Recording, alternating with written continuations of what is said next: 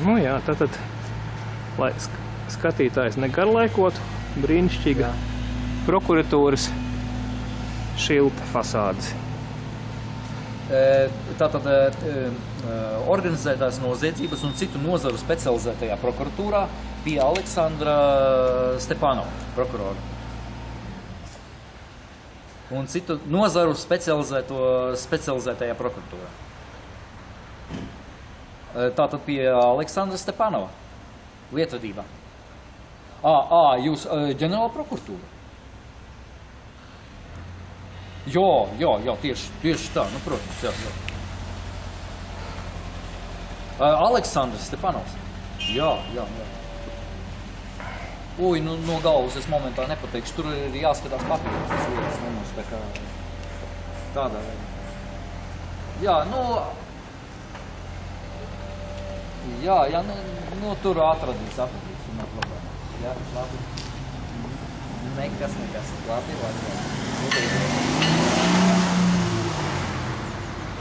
Tā, īsti taimā. Tātad faktiski... Tātad izkopējamais materiāls ir 2 A4 formāta lapiņas, kuras satur informāciju par veikto darbu, policijas un prokuratūras veikto darbu 5 mēnešu garumā.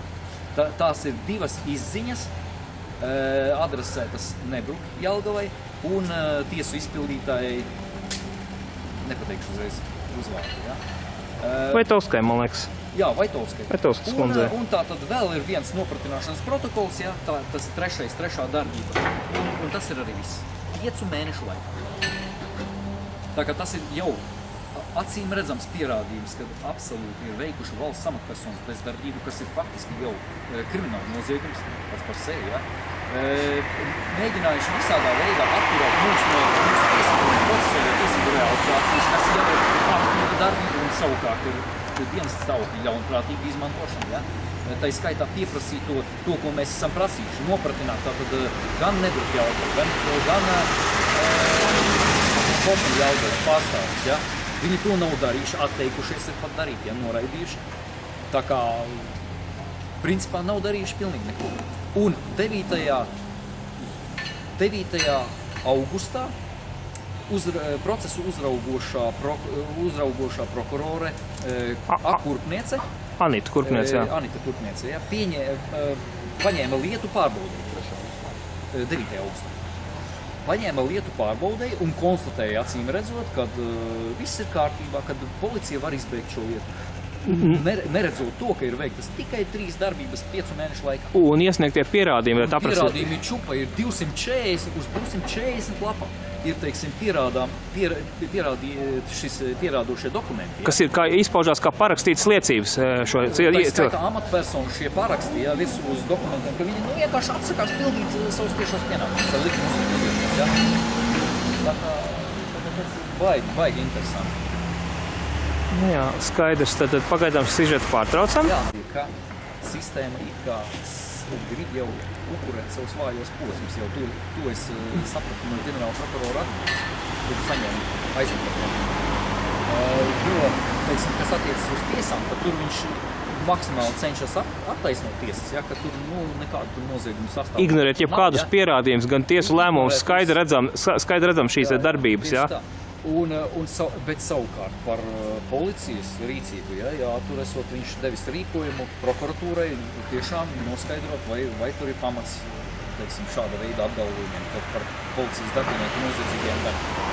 Tā kā principā uz kaut kādiem kompromisiem it kā iziet, ja, bet tajā pašā laikā negrib ne par ko saskatīt šo nacionālo apdraudējumu, kā mēs arī viņam rakstījām. Ja? Kad tas izpaužās kā vienkārši masveida amatpersonu pilnīgi procesuālo, materiālo normu ignorēšanu un kas pats galvenais, krimināla likuma vairāku normu pārkāpumu.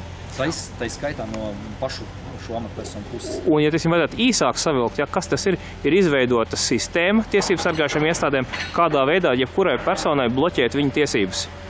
Un tas ir ļoti bīstami. Un galvenais, kad cilvēkiem tas ir gandrīz tā kā suģestīja, ja, kad cilvēkiem iegalvo, ka jums ir vienīgās tiesības tikai pārsūdzēt, ja, šos lēmumus. Bet, teiksim, tā nelikumīgā rīcība no jebkuras amatpersonas puses, viņai ir jāpārtrauc nogatējuši. Teiksim, Kalmaņa kungs pats apliecināja, ja?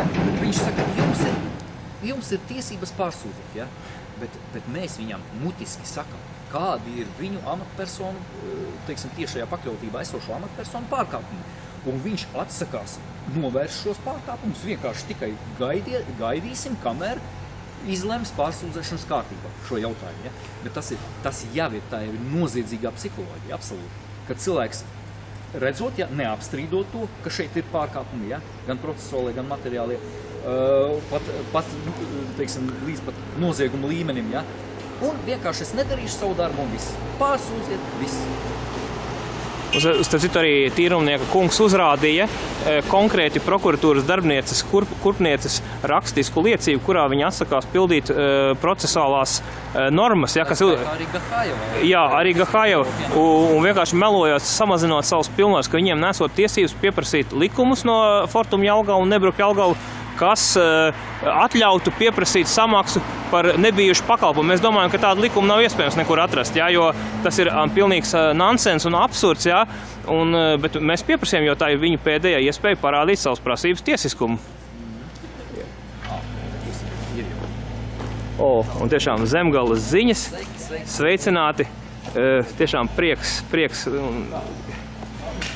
Tātad ir palaista mobilā elektrostacija, lai varētu taupīt prokuratūras līdzekļus, jo mums būs jānokopē 2 A4 formāta lapiņas, un mēs dosimies iekšā tagad prokuratūrā, jā, un teiksim vienkārši šo būtisko pierādījumu iegūšanu. Tā, pagaidām viss. Tātad tur ir ģenerators rūts, jā.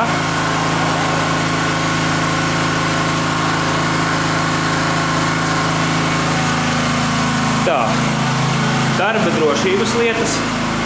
Tātad te ir, lai redz, kad ir spriegums. Prokuratūras kāpnes.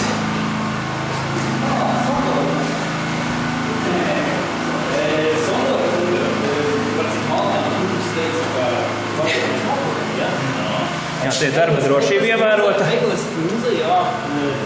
Negrib kopēt tādēļ, ka viņi nesot saņēmis tādu rīkojumu. Bet jūs saskaņojat, lai viņi domāju, ka jūs varētu Kas tur ko saskaņot, jo tur ir vienkārši piezvanīt un paprasīt, vai tā?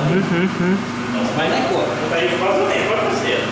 Nu, kāpēc mums tas jādara? Jā. Ja mēs jau pateicām viņa tiešos vārdus, lai jūs zvana prokuroru. Ja iedomājas, ka jūs kurā brīdī varētu atnākt? Tieši tā. Likums to neaizliedz, tā kā mēs to varam darīt. Jā, viss. Jebkurā brīdī.